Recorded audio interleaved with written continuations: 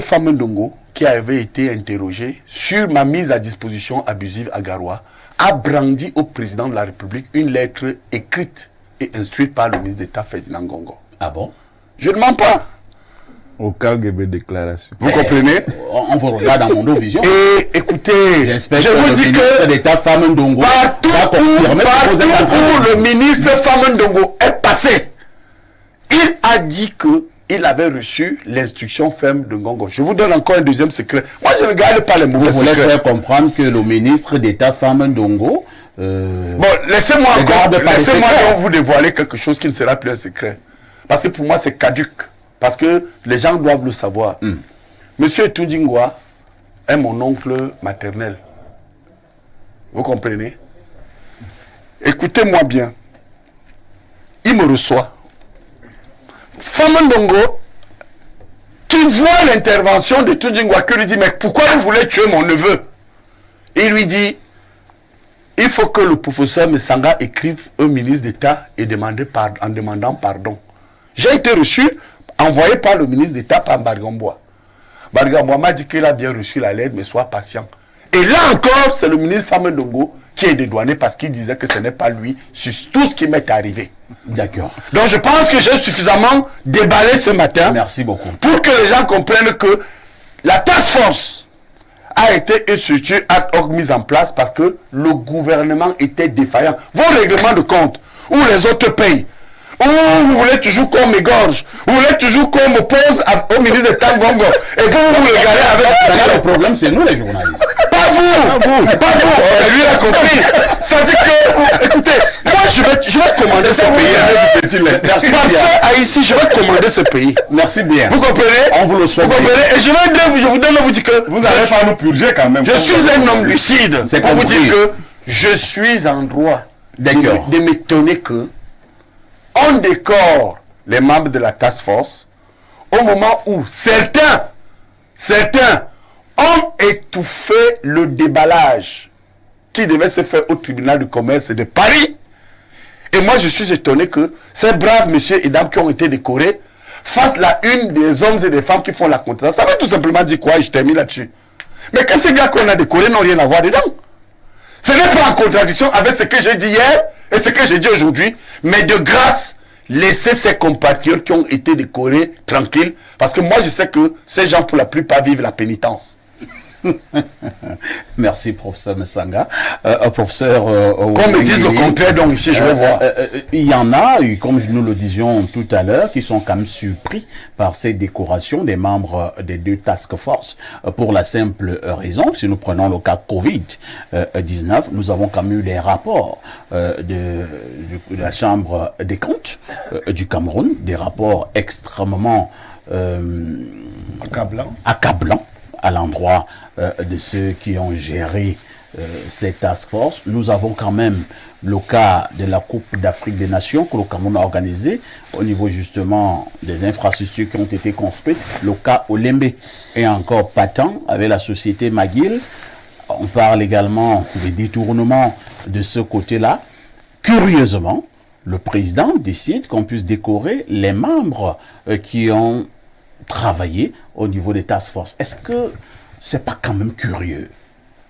C'est vous qui voyez quelques curiosités là-dedans. Voilà, il me rejoint. Est-ce que ce sont les mêmes institutions? Bravo. Qui ont fait l'évaluation? Monsieur le professeur, je croyais que vous n'interrompiez pas. Pardonnez-moi.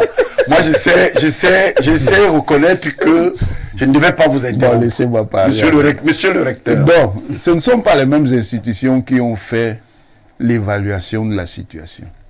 Il y a un processus judiciaire d'évaluation de la situation qui n'est pas terminé, qui est toujours en cours.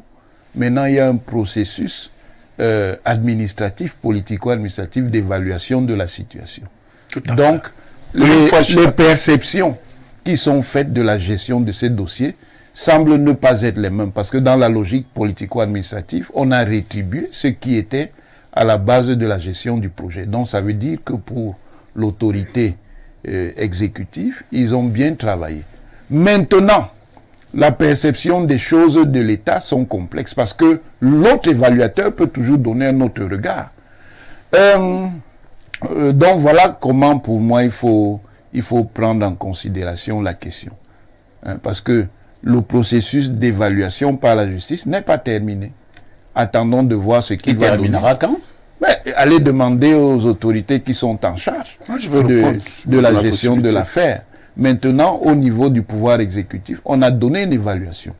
Vous avez l'habitude de dire, et je ne parle pas de vous en particulier, je parle de beaucoup de nos compatriotes, qu'il n'y a aucun élément structurant de séparation des pouvoirs dans le pays. Mais en voilà un. Pierre Bleriot-Niemek, les membres des task force ont donc été décorés malgré tout ce qui a été dit sur la gestion Covid-19 et de la CAN 2021 au Cameroun. Aucune curiosité? Parfait. Ici, les rapports de la Chambre des comptes indiquent des améliorations de gestion entre les administrations qui ont précédé et les administrations sectorielles en question, la gestion des task force. C'est-à-dire que les rapports montrent qu'avec la task force, il y a eu des améliorations dans la gestion. Première chose. Deuxième chose, je crois que le satisfecit du chef de l'État viendrait de ce que, finalement, quelque chose... Attendez un peu. Il y a eu amélioration avec ce qu'on voit au stade de Lembe. Il faut qu'on se comprenne. C'est ça l'amélioration? Non, parfait.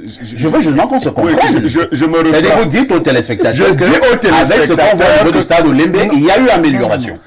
Entre la gestion faite au départ, je prends dans les départements ministériels, je prends le ministère de la Santé, de la question de la Covid-19. Vous prenez la gestion faite par ce ministère et en collaboration avec le ministère des Finances, vous prenez la gestion faite par la task force de la même question, la note de la task force est supérieure à la note de ce ministère. Et au niveau des infrastructures de la CAN, notamment au Lembe? Pareillement, lorsque vous prenez la gestion de Lembe avant l'arrivée de la task force et la période de la task force, vous verrez que c'est la task force qui a sauvé les meubles et qui a permis le déroulement de la CAN. Non, je fais une comparaison. Non, je ne sais pas pourquoi vous auriez... Non, si vous le souhaitez, c'est bien ce qui serait adorable. Il faut orienter votre pensée. Non, je ne pense pas que ce soit son rôle. Non, voilà ce qui est fait. Donc, du point de vue du président de la République, je crois que sa satisfaction vient de ce que, finalement, quelque chose s'est fait. Parce que dans ces autres projets, on n'aboutit à rien. Je veux donc aller plus loin jusqu'à souhaiter qu'il mette sur pied une task force pour OTS. C'est-à-dire que comme les ministères... Pour qu'on aboutisse à ce qu'il y a au Lembe? Non, pour qu'on aboutisse à quelque chose. Ce qu'il y a au Lembe? Mais ce qu'il y a au Lembe... Les travaux sont arrêtés depuis plus d'un an, où il y a un ping-pong entre McGill et le gouvernement du Cameroun. Parfait, ici. On ne sait même plus comme vous et moi, nous avons suivi... Comme vous et moi, nous avons suivi le dossier d'Olembe. Nous savons que les malfaçons dans la gestion d'Olembe ne sont pas imputées à la task force, mais plutôt au MINSEP. Parce que jusqu'à présent... Finalement, on ne comprend plus rien. Mais on comprend, on sait qui a passé les marchés qui n'ont pas abouti. Qui gérait au Lembe? C'est la task force ou bien c'est le MINSEP? C'est d'abord, au départ, c'est le MINSEP. Et finalement, le Lembe est aux arrêts avec la gestion de qui? Du MINSEP ou bien la task force? Du MINSEP. Parce qu'il faut dire que... Oui, il faut préciser quelque chose. Dans le cas, il faut préciser le MINSEP 1. Non, professeur, dans la gestion du MINSEP, ce qui se passe, c'est que c'est toujours le MINSEP qui attribue les marchés. C'est toujours le MINSEP qui attribue les marchés. La task force a veillé à l'exécution d'un certain nombre de choses. Jusqu'à présent, Magui pose des problèmes contre qui? Les différentes lettres que vous avez reçues. Est-ce que ces lettres ont évoqué un jour la task force? Elles ont mis en question le MINSEP. Donc c'est au MINSEP de nous répondre sur la question d'Olembe, de son évolution ou de son arrêt. Professeur Mensanga Yamding, la task force n'a rien à voir avec l'échec du côté de l'Olembe. Il vous a dit qu'il ne veut plus Non, prendre le coup. Mais monsieur le recteur, vous êtes content parce que je prends les coups et je sais que ça va du petit Et vous ne dévoilerez pas, monsieur. je sais que mes combats que j'ai menés pour que le président Pobia soit maintenu au pouvoir, vous voulez maintenant donner l'impression que vraiment aujourd'hui je ne suis pas sincère. Mais je vais répondre à la question du journaliste. Vous savez, il faut faire une espèce de rétrospective. Oui. Nous qui avons soutenu le président Pobia depuis près de 40 ans, avons constaté qu'il avait une vision. En 2012, rappelez-vous, il a dit à partir de janvier 2012, le Cameroun sera un grand chantier. Il a lancé son programme industriel, estimant que pour atteindre ses objectifs, c'est un homme politique qui aspire à gouverner qui vous parle ce matin. Le président a estimé qu'il fallait préparer l'industrialisation du Cameroun. Il a emprunté beaucoup d'argent. Il a mis en place des grands projets structurants. Et il a estimé que c'est avec la maîtrise de l'énergie qu'on pouvait atteindre ces objectifs. Où est Mouvegle? C'est noyé dans l'eau. Où est Mekin? C'est noyé dans l'eau. Où est Lompanga? Regardez... La faute à qui? J'en arrive au gouvernant de l'époque. La task force n'existait pas. Vous savez, il faut savoir être ferme quand on est sur un plateau. Lorsque tous ces projets ont été noyés, comme vous le dites, oui. Est-ce que le président de la République a pris un certain nombre de mesures pour taper du poing sur la table, pour punir, pour faire ci, pour faire ça? C'est pourquoi il a opéré une mutation d'urgence en créant la task force. Moi, voilà la solution. Oui, et je voudrais vous dire que quand vous voyez, aujourd'hui, j'ai beaucoup admiré l'initiative du ministre Ngale Bibé à penser qu'il fallait mettre des routes et un chemin de fer qui allait partir du port de Kribi pour désenclaver cette zone. Regardez ce qu'on a mis comme argent là-bas. Le port est noyé. Mais les projets structurants du président ne tiennent pas. Et parce qu'à un moment donné, il y avait déjà eu des affaires comme Albatros et tout, où certains étaient allés en prison. Alors, le chef de l'État, rapidement à la task force, ramené à Olembe. Bon, ramené à la task force. Oui. N'oubliez pas qu'il y a des task forces. Elles sont sectorielles, task force Covid, task force Olembe. Il faut rappeler quelque chose de fondamental aux Camerounais qui nous écoutent aujourd'hui. Le tribunal, et c'est là où je ne suis pas d'accord avec votre consultant qui veut noyer le MINSEP.